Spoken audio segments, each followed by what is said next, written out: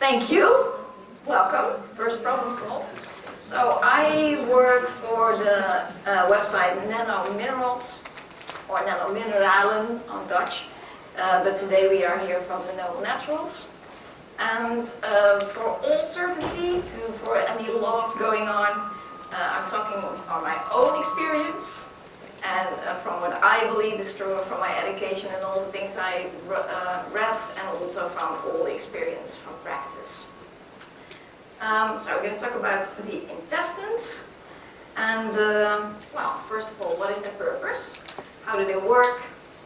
On and on. So the basic purpose is optimal health. The basis of your whole health is back into your guts. And because there you digest your food, you uptake your nutrients, but also 80% of your immune system lies within your guts. And what is also very important there is your brain function, as your gut is directly connected to your brain. So if anything goes wrong, there's a lot of troubles that we can come across. From just flatulation or tummy or belly aches to arthritis, depression, diabetes, autoimmune diseases, all kinds of things. So we're going to cover how that works and what we can do about it. It's of course not only the guts, it's about the whole digestive tract. So we start with the mouth and of course the esophagus, the stomach, the duodenum. In Holland we call that the 12-finger bowel. Don't know if anybody ever heard of that. But that's because the duodenum is exactly 12 fingers long, and there the food goes from your very acidic stomach into the intestines. So that's a very important role. Then we of course have the gallbladder and the liver that play an important role in your digestion. Small intestine, large intestine, and then finally we come to the end, where everything that you don't need luckily goes in the right place, hopefully. Alright, so we start with the stomach, which is basically a really strong muscle, and here your food is pre-digested. So everything is of course mixed together. You make 2.5 liters of acetic acid a day. So your stomach is really, really acidic. And this is because you need to kill most of the bacteria, fungi, yeast that you come across, because everything we eat, especially nowadays, we are usually eating fast, and in between we don't wash our hands, so you get a lot of bacteria in, and you need the stomach acid to kill those bacteria. So you see already also that when you use acidic inhibitors, which of course sometimes are needed, but if you cut down the acidic acid, you also take away the ability to kill off all the bacteria and other fungi and things. So it's going to be much harder for your immune system to fight those. And also you need your acidic acid to break down proteins and to pre-digest. So a lot of times you see people getting antacids while they actually have too low acidic acid. So here's already from, oh shoot, where should I stand? It's a little bit distracting. Hopefully it goes wrong. So from the stomach then it goes into your duodenum, so the 12-finger intestine, and here is added bicarbonate, so the actually pH level, so the acidic amount, goes down, because if it's too acidic then your intestine will be ruined. We don't want that. And also bicarbonate and bile are added, and basically what it does is for the pH level, but also to just cut down carbs, proteins, and also fatty acids, to make it easier for the rest of the intestine to digest it. So then we go to the small intestine. We go nice and fast. So here, all your nutrients are being absorbed. So it's very important that you have enough of the acidic acid to pre-digest, to cut it down, and also that you have enough bile. So here the liver and your pancreas are also very important. If they don't work very well, you have a lot of problems here, and you make it really, really hard on your small intestine. Further on, what's happening here is from your amino acids, you make your neurotransmitters like GABA and serotonin and dopamine. So all the things that you need in your brain to be happy and to get up out of bed in a nice way and to sleep well and not to be irritated too fast are all produced in your gut. And then they are being transported to your brain via the vagus nerve. How do we say that? Vagus nerve. Sorry? The vagus nerve. Yes, vagus nerve, thank you. So that's a very important role, and also these neurotransmitters are also used in your gut, like serotonin, for example, is needed to suppress pain if you have any cramps or other pains going on in your intestines. And for the body, that's more important than your brain function. So if you don't produce enough serotonin in your gut, it goes off cost of your brain, and you will be more likely to get depressed or have a bad mood or don't have a good night's rest. Also, very important here is that we fight off the pathogens. So in the small intestine, what basically happens, we have concentrations of immune cells, and they have a sort of, how do I say that? Testicles, what do you call that? Villi. Yeah, villi, but it's like a sort of little arm that's antenna. And they can really see like, oh, that's a pathogen, you need to stay away, and oh, that's a nutrient, so come in, we like you. And the probiotics in there keep those antennae sensitive, so very important that you have good probiotics, and that your mucus layer is healthy, because they're all this immune cells, so 80% of your immune cells lie in this mucus layer, and they need to work efficiently. And therefore you need probiotics, but also minerals to keep the pH and everything going on. But the main thing that is important, your immune system lies there, and if you have a gut flora, your immune system will also be working efficiently, and if you have dysbiosis, your immune system will go down. Yeah, we call those the Peyer's plaques, if I pronounce that well. Those are the concentrations areas where the immune systems lie in cells. And of course, from here also the food is going over into the large intestine. We're going to go over this again a little bit. So from the large intestine, the main goal is to restrict the water, because it's a very watery thing in the large intestine, of course, but we don't need that, and we want the water into our bloodstream. Also, there is production of vitamin B and K1. K1 you need to stop blood. If you have like any wounds, you need K1 to make sure you don't bleed to death.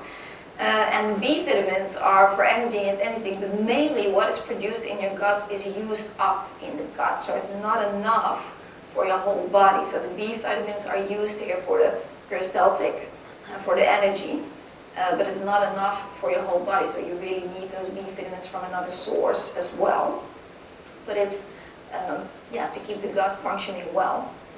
And then the fermentation is probably the most important thing.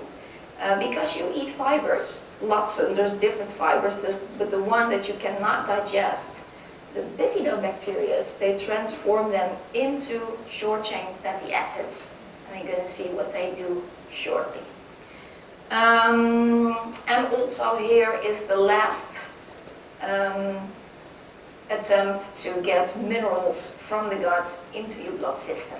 So like the calcium, the magnesium and things are being taken up from the large intestine, and for example, a mineral called indium can help you to maximize that. So if you have poor absorption, you can use indium, for example, to raise that uptake up until 150%. So that can be very interesting. There we go, because we have different names now. So we have usually we always talked about the gut flora, which is the flora into your guts, obviously. But nowadays we speak more of the microbiome, because it refers basically to a more overall combination, because it's not only bacteria, of course, but they're living fungi and yeast, viruses, everything together, parasites, and that's fine. If we would be sterile, we only would have friendly bacteria and no pathogens, then the body would probably attack itself, because the body is made to have a defense mechanism. So it's always like sitting there ready to shoot you down. And so it knows that we have this balance. As long as it's in balance, it's fine. The problem goes where the yeast and the fungi and the virus are growing more and more and more. Your friendly bacteria go down, and then you get all the health problems. And then, of course, we have also microbiota, because it's not only in the gut where we have a microbiome. And there's different areas where all these lovely bacteria and viruses and yeast and everything live together. So on your skin, in your nose, in your ears, in your vagina, in your anus, all those places where the outside world comes in contact with the inner world, it's called a microbiota. And it all has a different, how do we say that? A different amount of certain bacteria. So, within your guts, about 2 kilos of critters live there. So this is the whole combination that lives symbiotically together. Hopefully we have mainly the friendly bacteria, but if you have more fungi and yeast and stuff like that, you can get some problems. Everybody has a unique blueprint, and everybody has around, well, you should have around 1,000 different types of friendly bacteria. That what used to be more even. We already went down from about 2,000 to 3,000 to only 1,000. 1,000 seems a lot, but like 50, 100 years ago, there was lots more variety within our gut. But because of nowadays foods and all the medicines and antibiotics and stuff, we went down to a much smaller amount. And of course, all over the world, this variation, this microbiome varies. And there is about 20% that is covering us all. So we have certain lactobacilli, bifidus that live in every one of us. So you will also find if you buy probiotics, it's usually, maybe you can choose between 30 strains or something in that area. Because those strains you will find in every gut all over the world. The other ones are all very personal. So what do probiotics do in generally? Well, they strengthen your immune system and therefore also your resistance. So you're much stronger against flus and viruses and illness and all kinds of illnesses. So from a flu to a diabetic or an arthritis, something like that. In the first way, what they do, if you have enough good friendly bacteria, there is no room for the pathogens to store, to sit there and reproduce themselves. So if you have enough of those, it's already very difficult for the bad guys to stay there.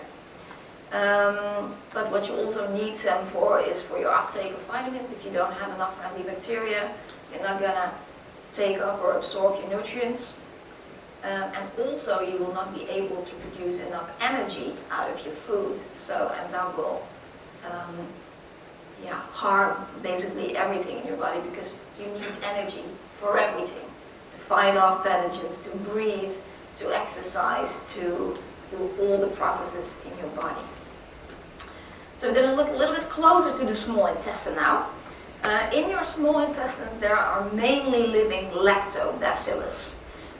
Those are really to take up your nutrients and to fight off the pathogens. And these ones, these guys, they break down your carbohydrates, your proteins. What they also can do is like change gluten, for example, to an easier product to digest for your body. And they can also make like milk sugar into glucose. They can transform soy proteins, cow proteins. So if you have more friendly bacteria, it's going to be more easier. It's not like, how do you say that, like a free note, that you can just eat as much cow milk, whatever you want, as long as you have enough probiotics, because for most people it's very difficult to digest anyway, but you make it a lot easier for your body. And it also makes sense because when people used to have some milk from a cow, but it's raw, and you have all the probiotics and the enzymes and all the vitamins in there, and your body can actually digest it. But nowadays when we buy milk from the supermarket, and everything is killed, so only the heavy digesting proteins are left and a little bit of nutrients, but you're missing the enzymes, the raw material, the probiotics. you make it so hard for your body, you really pressure the immune system. And also, what is very important, well, besides the neurotransmitters like the GABA and the serotonin, here you produce also proteins that, for example, give the signal to your body like, hey, I'm hungry. But also, hey, I'm saturated, I can stop eating now. So if it doesn't work very well, either you don't eat at all anymore, or you just keep on going eating. And that is why probiotics are also important for healthy weight. Not everybody needs a size 34 like me. Actually, I'm a little bit too thin at the moment, I think, because of a lot of dancing, I just heard somebody say. But it helps you get your own healthy weight, whatever weight that might be, but not too small and not too heavy. And they're doing a lot of research at the moment to develop certain probiotics that will actually help you to digest better but burn calories more. Because it's also a fact that when you are born, you get the flora from your mother, and some bacteria are able to get all the calories from that cookie that it can get. So basically, it's very good. And when you're in hunger, or you have times that you don't have enough food, then it's a very good ability. And other bacteria cannot get all the calories from that cookie. So in that way, when you have a different flora, it's really true that one person says, yeah, I eat this piece of cake, I gain a kilo overnight. And the other person says, yeah, I can eat 5 pieces of that cake, I'm not gaining anything. It has to do a lot with your gut flora. And therefore it's very wise to make sure you have the good probiotics, the good pH, so you can digest your food well, get everything out of it, but don't store all the calories if you don't need it. What also happens there, the lactobacillus produce certain substances that actually can kill pathogens and fungi and yeast and things like that.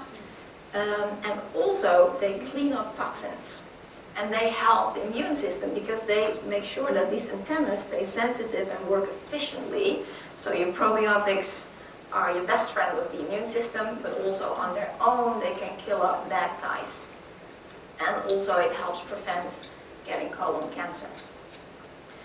And as I said, the neurotransmitters, which are of course very important for your mood, your overall well-being, but also your energy, wanting to go to bed in time, because it's also, of course, melatonin, adrenaline-like factors. All these neurotransmitters are made in your gut.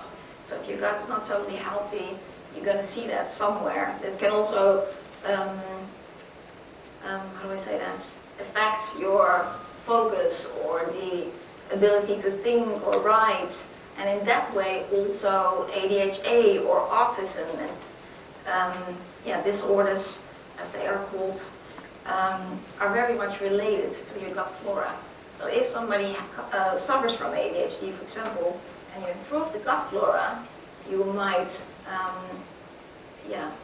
you can have less symptoms, or it can be more balanced out, or you can benefit more from the good things from ADHD, because people are usually like very creative, or very sensitive, very intuitive, and then you raise those qualities and you lessen the ones that they cannot concentrate or go all the way around all the time. So you can improve that by healthy gut flora. And then we go to the large intestine. I'll take out my jacket because we're in the lights, it's like you can't do it for. I have a civil one.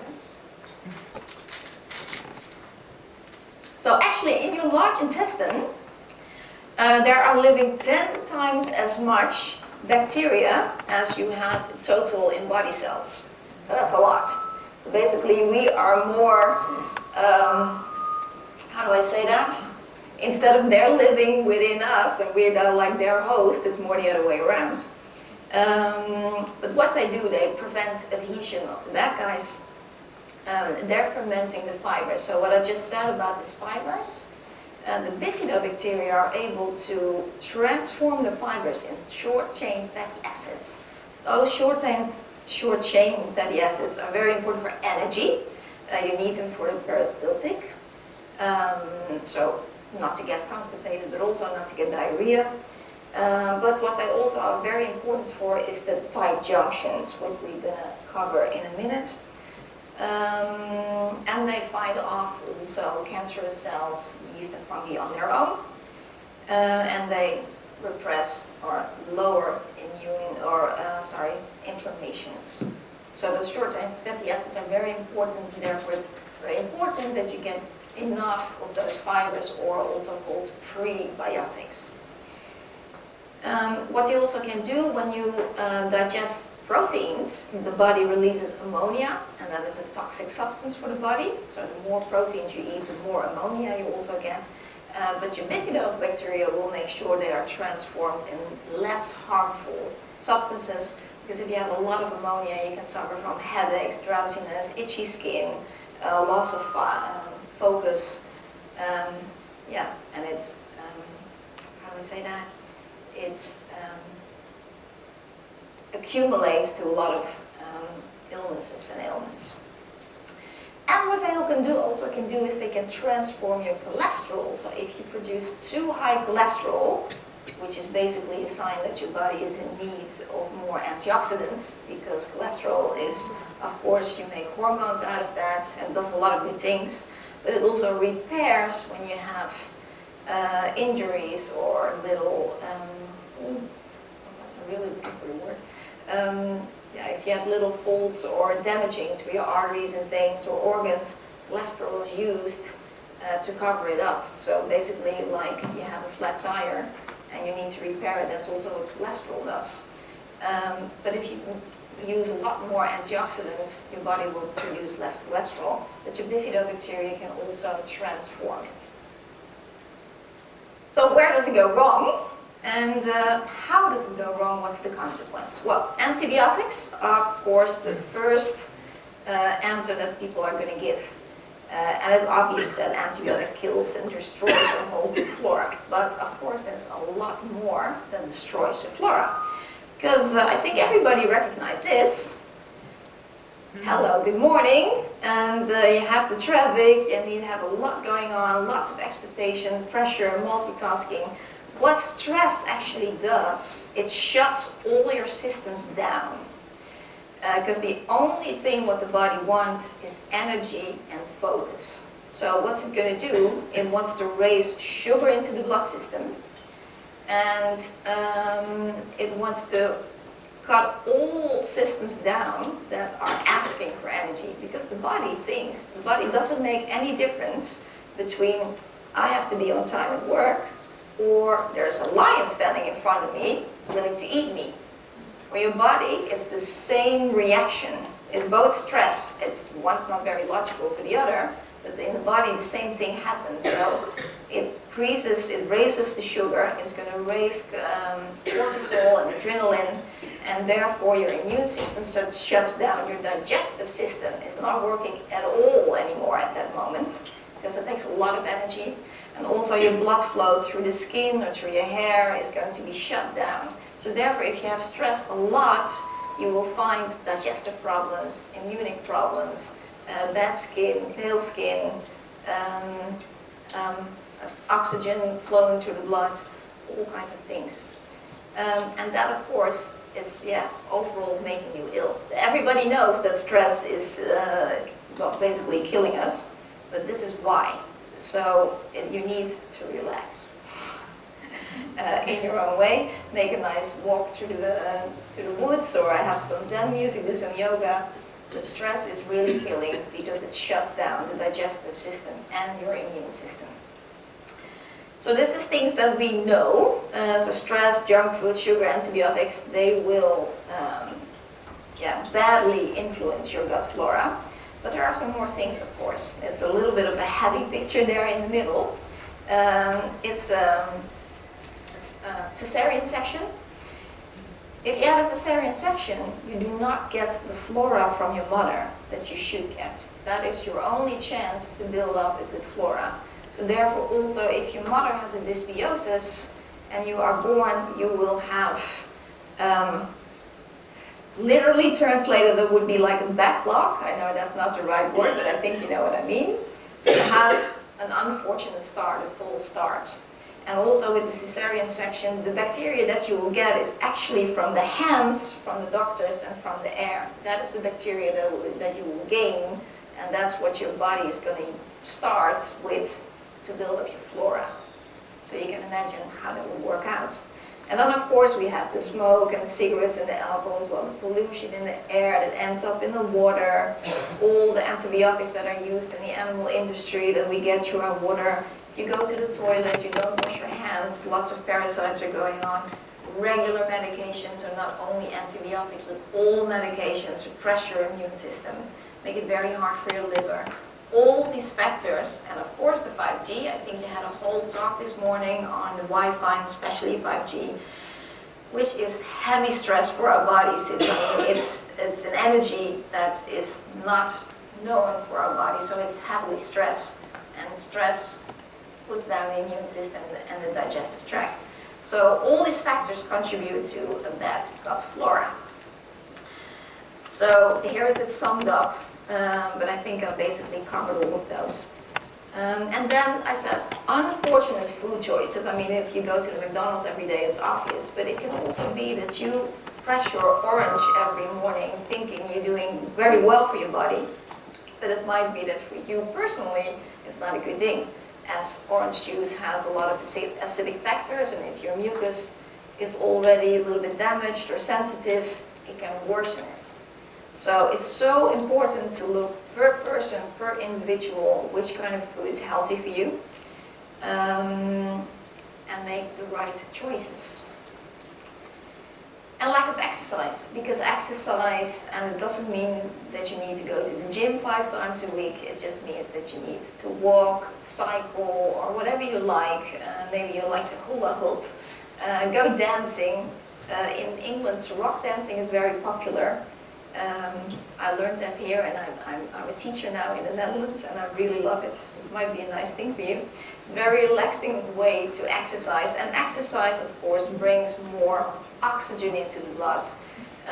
Why are bones being stimulated to grow? Because you have exercise. If you have pressure on the bones, it's going to get an impulse to make more new bones, more cells. And that counts for all the tissues in the body. When it's a little bit pressured or challenged, it's going to renew itself. That's why you need exercise. And we are built for it. So the consequence is usually lots of different things. Usually it starts with dysbiosis in the gut. So we suffer from pain, flatulence, diarrhea, constipation, fatigue, also depression. People don't realize it has to do with the gut flora, but we basically call it irritable bowel system. So you can put all these factors in between. And also, because you have this brain-gut axis, you're going to suffer from that. And it can be mood, but it can also be focus or memory loss. Or suddenly you notice you have trouble with following a certain pattern or a step because somewhere in the brain it doesn't work as good as it should do and could do. And the bacteria, if you have lots of fungi and yeast going on, they give different messages than the friendly bacteria. So therefore you might have experience this yourself. When you start eating healthy, in the beginning you don't like it so much, but after a couple of days you feel like you crave for a broccoli or an apple, as where you eat lots of sugar, you crave for the sugar. That's because the bad bacteria, the yeast, the fungi, they ask for the sugar. So if they are with more, this is the signal your brain is going to get. I want the sugar. But if the friendly bacteria are with more, the signal is like, I want healthy foods, good fatty acids, because they are now in charge. So in that way, bad bacteria and yeast pathogens can basically hack sour apple. That's a saying in Dutch. We say, if you have to do something difficult or bad, you have to go to the sour apple. Because it's going to get better if you start eating well and exercise a little bit. Your body is going to help you by giving you the right message. But all these things, basically what they do is they suppress your immune system, obviously, because 80% of your immune system is in your guts, in your bowels, and therefore you can be sensitive for certain ailments or sicknesses. I have too little time, so I'm going to go over these slides very fast. What I wanted, of course, and I'm sure you know this, what is inside your gut, or just to show you fastly, here you see, of course, this is teeny tiny piece out of your gut. It's folded because we have too little space, so if you would fold everything out, it would be like 300 square meters. So the gut uses folds to get all these little cells inside. And on top of these little, this is your mucus layer with all these cells standing side by side. And on top of that you have your friendly bacteria, hopefully, but also your pathogens and everything. And from there it goes to the capillaries and also your lymphatic system into the blood system. But what happens if you have all these sugars and this yeast and they produce acids that basically thorn down these immune cells? What happens is this, that you get little holes or gaps in between the cells. Normally these cells are together via a certain protein called zonulin, and they're also called tight junctions. And these tight junctions, with help of your immune system, with these little antennas, they say, oh, vitamin A, vitamin B, oh, come through, we like you, we want you. Fatty acids, yes, please. But if it's like a heavy metal or some additive or antibiotic, it's, oh, no, we don't want that. You need to go out right there into the toilet seat. So if that functions all well, we have a perfect system, the door going open, door going close. But if it's attacked and it's basically broken down, and we say that's why it's called leaky gut, because you actually have like holes in the gut, the doors don't work, the tight junks are broken down, and therefore everything goes into the blood system where it does not belong. And then you will find that you get all these problems, because these toxins, these undigested foods and all additives from our food, and actually also what we breathe in, also can go via the mucus into your blood system. They make holes in your mucus layers. The immune system doesn't work very well anymore. And this is why we get all these different problems. So it's not only when your gut flora is out of balance, you have flatulence, diarrhea and stuff like that, but because the toxins and the undigested foods is coming everywhere in the body, and because it takes so much energy off your immune system, and it basically kills a lot of immune cells, you get lots of problems. And it's basically just where your weak spot lies, whatever's going to happen. So for one, it's going to be diabetic, others going to have arthritis, or you're going to suffer from a lot of headaches or migraines. You can get gout, chronic fatigue, basically just because it's a combination of factors, hereditary, what you're born with, the environment, what kind of food you ate, where do you live, all those things together will result in a certain ailment or sickness when your gut doesn't function very well. So, to sum it up a little bit more overview, allergies, because what happens, these toxins are in the body, they don't belong in the blood system, the body wants it out, so it's going to produce a lot of histamine, and histamine is going to make sure it's going to get rid, so you get a blocked nose, congestion, skin rashes, all those things, because the body just wants to get rid of the toxins. But also thyroid problems. It's also going to interfere with your brain, so suddenly your hypothalamus or your pituitary gland is not working very well anymore, and the thyroid is the first to suffer from that. Joint pain, because it goes down in your joints, the body wants to get rid of the toxins, it does not have enough minerals to flush them out, so it's going to put it down in all your tissues, like your joints.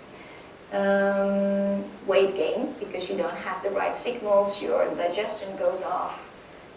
Your blood sugar is not going to work very well anymore, so weight gain or weight loss can also be a thing of that. Inflammation, because inflammation just means the body says, we have a problem, please put it out. So it's going to say, hey buddy, get me some water to get rid of this inflammation. But if you do not have the right equipment, if you don't have the fatty acids, the curcuma, things like that, that can actually put the inflammation down, it's going to keep on going. Or if you keep stressing the body, like with the sugar or with the 5G or with lots of alcohol or lots of medication, the body's going to keep on going, putting on inflammations as basically an attempt to heal it. But most of us, all of us, are walking around with chronic, slow inflammations. How do you say that? Chronic, slow, soft. So not heavy inflammations, but soft. But they are actually damaging our tissues. And they will get us sick more fast or much before we should have. Like years ago, people get certain complaints when they were 80, and now they get them when they're 30, because we over-ask ourselves with our immune system. So, the solution, Jesus, I have 15 minutes left. Relaxation, because what was stress doing? It puts down the immune system, and it also stops your whole digestion. So we need to relax in order to get our flora going, to get the gut going, to uptake the minerals and the vitamins, and to have our immune system work again, so to fight off the pathogen. So we need to relax. Healthy foods, obviously, and healthy foods. We could talk a whole day about it, because there's so many different opinions on it. One says vegan is the best, another one says no, vegetables and meat. I mean, I'm not black and white with that. I think in general it would be good for everybody to eat more vegetables. Half a kilo a day would be very good, including like sweet potatoes and parsnips and things like that. Nuts and seeds. I'm not a convinced vegetarian, I'm also not against, but I think we could all eat some less meat, and if you eat it like maybe twice a week from biological animals that had a good life. But other than that, I don't want to give, how do I say that? How do I say that? You don't want to express an opinion. Yeah, or beledigen. Well, say, don't want to make anyone feel that. But I'm open to it. I think every individual needs a different type of food. And like for one, a banana could be perfect, and for another person it doesn't work at all. So you have to figure it out for yourself based upon Ayurvedic insights, and just basically see what happens in practice. But you need to figure out what kind of foods are good for you. For me, for example, tomatoes don't work for me. They feel like, or salmon, it's even worse. But I go very good on nuts and bananas and eggs. Yeah, so you have to find that out. But generally, good foods, more vegetables, less grains and dairy, nuts and seeds, some fruits, obviously. Avocados. Coconut oil has already short-chain fatty acids, for example, so they can immediately give you a bowel, the energy, and the short-chain fatty acids also help to repair these tight junctions. So coconut oil and avocados are very good for that. Brazil nuts contain lots of selenium, which are really good for your thyroid, for example. So have a look at that. In general, more mineral water, because industry takes everything away from our foods. So we have to also gain all the nutrients that we want from supplements again. And I think that also counts for water. I mean, it's very good that they clean the water, but all the nutrients are also out of there, mainly the minerals. And also minerals are by far not enough in food anymore. I mean, it's proven that we have like maybe 30 to 40% of the minerals in our foods were compared to 60 or 70 years ago. So even if you eat healthy, it's very difficult to get enough minerals. That's why I take minerals every day in my water. Doing things you like, because if you do something you like, it opens up your system. Your eyes start to glow. You feel more motivated, and it's also more easy to overcome any challenges in daily life. So do more things that you like, even if it's difficult, even if it's only 5 or 10 minutes a day, have that little break for yourself. You will find that it will help you also, instead of binge watching all these series on television and other things, or you start to eat lots of cakes because you need to de-stress. So if you take, everybody recognizes it. I don't have time, I'm always stressed out, I can't take 5 minutes for myself. But then in the end they watch 3 hours of television at the end of the evening until 2 o'clock in the evening. I've been there. Yeah, so it's good, and everybody knows, but it's just good to hear it again. And exercise, as we know, of course. Considering supplements, prebiotics, probiotics, minerals, which ones? Fatty acids, L-glutamine, greens. This is like overall. We're going to have a look at them, each and every one of them, very shortly. Overall, when you have good microbiome, so if you have a healthy microbiome with lots of good friendly bacteria, that strengthens your immune system, you have more resistance, it improves your digestion obviously, so more uptake of minerals, more energy, more focus, more bright, better sleeping. It's just good for everything. If you have a healthy microbiome, you're going to be much happier. It's much more difficult to get you sad if you have a healthy microbiome. But first things first. If you walk around with these kind of complaints, you need to clean your gut first. You're not going to furniture a new house when it's covered with dirt, sand, and greasy things on the kitchen tiles and those things like that. So you need to clean first.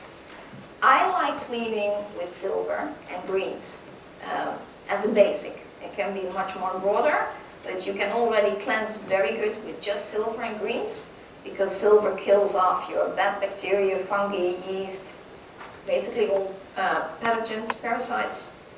Does not kill your friendly bacteria. I could talk about this for an hour, but I'm going to give you a link in a minute that you can review a webinar that I gave on silver, so then you can find out all the ins and outs on that. And also what silver does, it differentiates cells that are broken down, so it actually activates healing. So if you have all kinds of healing, skins, wounds are being healed much faster if you use silver. Greens are obviously very nourishing. They contain lots of nutrients, vitamins, amino acids, B vitamins. And if you have the chlorella, spirulina, things like that, you have a lot of chlorophyll, which cleanse your body from all the toxins you get in. So these two together, if you're overall feeling fine and you're overall healthy, then just silver and greens is enough for just a cleansing in between. I think everybody would benefit from doing a cleansing cure 2 weeks a year or something.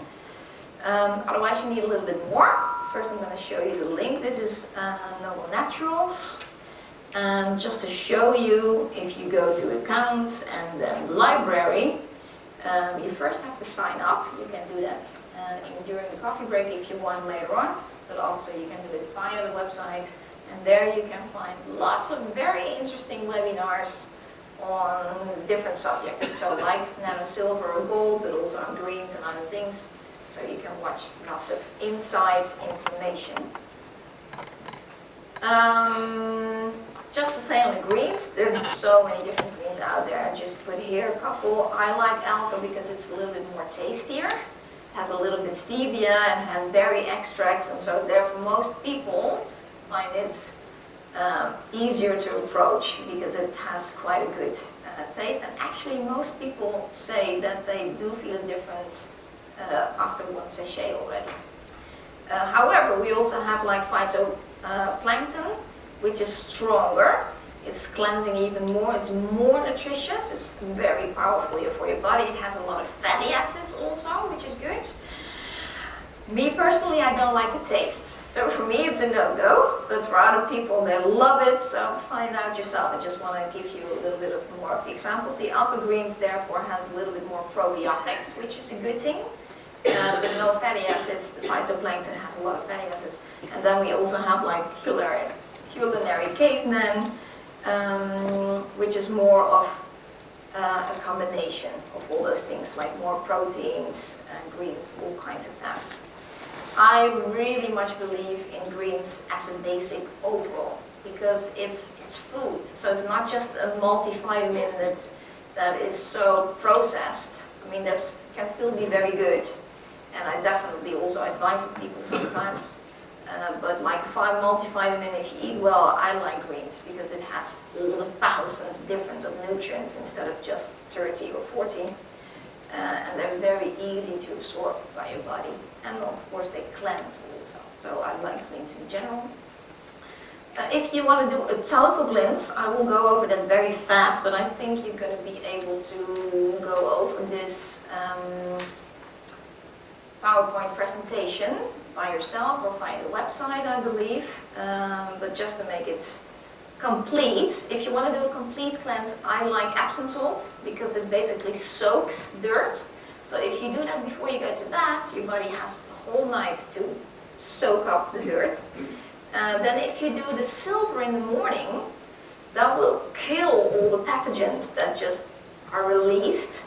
And then if you do psyllium husk, that works like a sponge, so that's going to take up all the toxin, because what you don't want, if those tight junctions are open, and you're going to cleanse up dirt, you're going to soak it, and you're going to kill it, you don't want it to go into the bloodstream.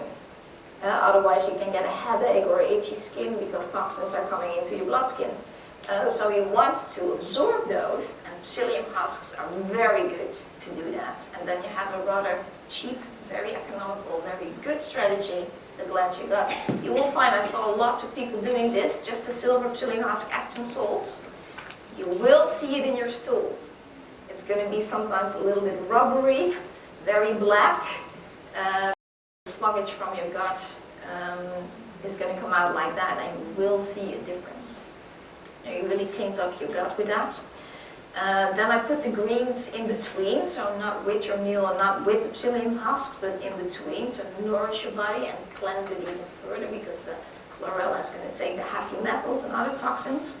And minerals, because minerals we need anyhow, because minerals, without minerals there's no absorption of vitamins, there is no right pH balance. Without minerals there's no communication between the cells, no communications in your brain. So minerals are so basic, and most of us lack to have enough minerals in our foods. And therefore, because it's so important for the body is going to get the minerals from your bones, from your skin, from your feet, from your eyes, from your hair. And therefore we get like pale, dry skin, brittle bones, brittle hair, brittle nails, already starting at 30 or 40, whereas if you have optimum health and enough minerals, that would start way later. So have some minerals in your food, I would advise you to do daily, and have some good ones, like ionic ones. Then we come to the Okinawa, which is one of my favorites. I use Okinawa and something else called Elite. Okinawa is a sea coral. It's protected also, by the way, but it's totally clean and pure. Oh, I'll show it to you in a minute. I have like 5 minutes left, I think. How many? Yeah. So I'll come back to that. Digestive enzymes. Why? Because if you have asked so much of your immune system, then not only your gut suffers, also your liver and your pancreas suffer. So they will not give you the right amount of bile, bicarbonates, and enzymes to digest your food well. So you have to have a little bit of help of your friends, your digestive enzymes. And it's also very important that you don't have undigested foods coming into your blood system. As long as you have leaky gut, that will happen. You will want to stop that right away. So you're going to give some digestive enzymes as well. And then some magnesium. I like nano magnesium. You can do another kind of magnesium, but the nano is so small that it's absorbed immediately.